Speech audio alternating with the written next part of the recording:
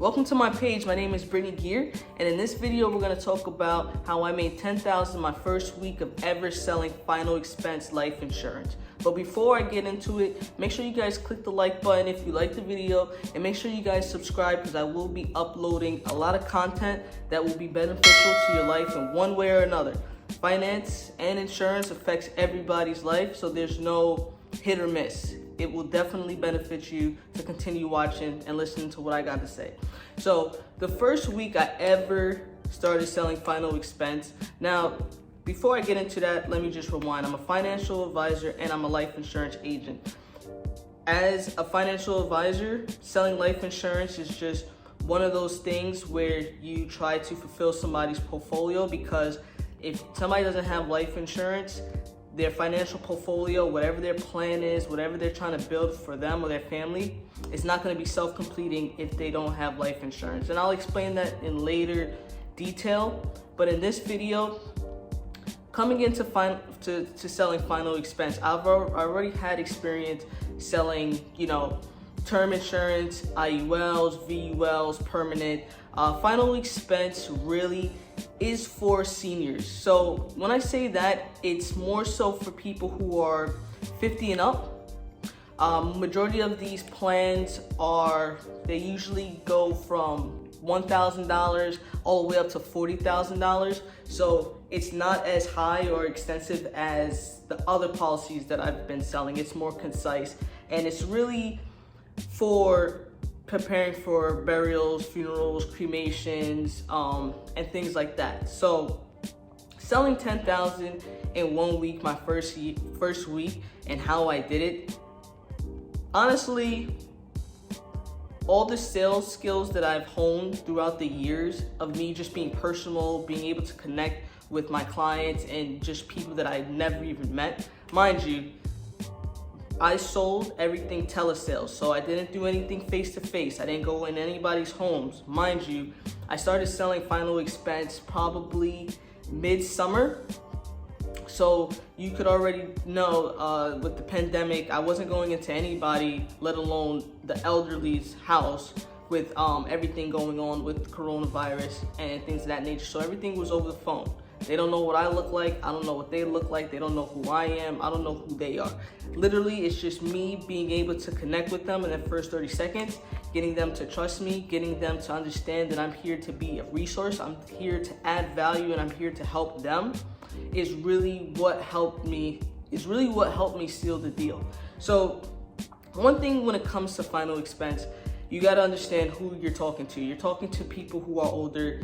Unfortunately, they have short memory. I dealt with a lot of people that had dementia. They didn't even remember talking to me, which those aren't the greatest of clients either. You want to make sure that people know that they're gonna get life insurance. But the grand scheme of everything is value. Literally, with final expense, I started off working with a captive company, and I'll have another video later on my views of being independent or captive. But I was working with a captive agency at the time, and they provided leads, which the leads were great. They were fresh, they were new. They were TV leads, they were online leads, they were Facebook leads, they were even Yellow Page leads. I'm not gonna say the company, but you guys can figure it out. If you really want to know, just shoot me a comment or DM or follow me on Instagram, and I'll send it to you privately. But literally, you just have to buy a lot of leads. Unfortunately, not everybody's going to be a client. One reason, they might not have the money. They might not have a bank account. They might not even need it. They might not trust you. They might not like the company. They might not like the policy. But there are going to be people there that do want your help. And those are really the people that you're seeking. You don't really want to work with somebody where you have to do 100 different type of rebuttals and really sell yourself.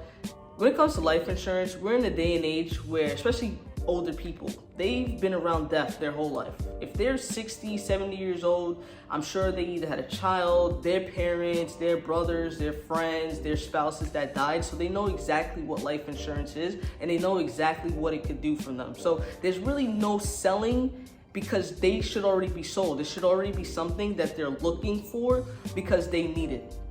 So after them realizing that they need it, it's a matter of being able to speak to them in the way that they need to be spoken to, and that's just knowing their language and knowing how to sell them. And there's books on the psychology of selling, which I'm not going to get into. There's just too much information on that. But the grand scheme of things, like I said, is you have to buy leads, and the more people you talk to, more opportunities that you have to close clients. And the funny thing is, though, to break it down, I probably only purchased maybe 20 leads that week, my first week, because I don't know what to do. I don't know what to expect. I'm literally going in there like almost trying to sell term and permanent life insurance of what I'm used to. So I'm literally just going in like a deer in headlights. But I purchased like 20 leads, and I think I sold probably 10 out of the 20 leads. Now, I closed about 50%, which is great, because in the line of work of final expense, you're not closing that high. That's that ratio. I really could just say that I got lucky, because there has never been a time where I did that again, where I was a 50% close ratio. I just think it was just a really good week in the summer. I just had really great clients, and it was just smooth sailing. They knew exactly what they wanted. They knew exactly why I was calling them. They wanted to talk to me. They wanted to have a conversation. And those are the people that you want to talk to. People that, like I said, people that you have to try to convince and sell. You might get the sell. You might be that good of a salesperson where you can get that sale.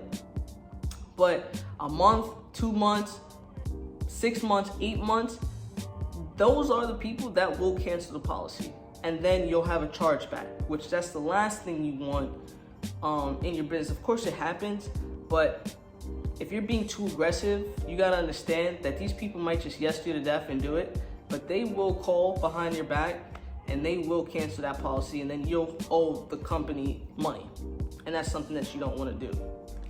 So that's how I made 10,000.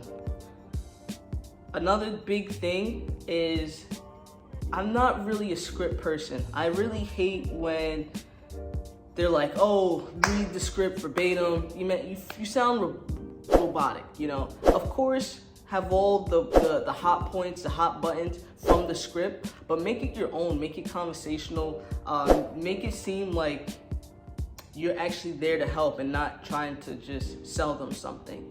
So it really depends. People are like, oh, what script do you use? Da, da, da. So usually how I open up in my script, of course, I'm like, hey, this is so-and-so from blah, blah, blah. I'm reaching out because you inquired about final expense, blah, blah, blah. And they say, yeah. Hopefully they remember. And then I always say, did I catch you at a good time? The reason why I say, did I catch you at a good time, is because I don't want to go through my whole spiel and give you a quote and then they're not even home. They don't have their checking and rounding number. I'm in the game of making money and not wasting time. Those are my two biggest things. Those are the two biggest things that make me crazy.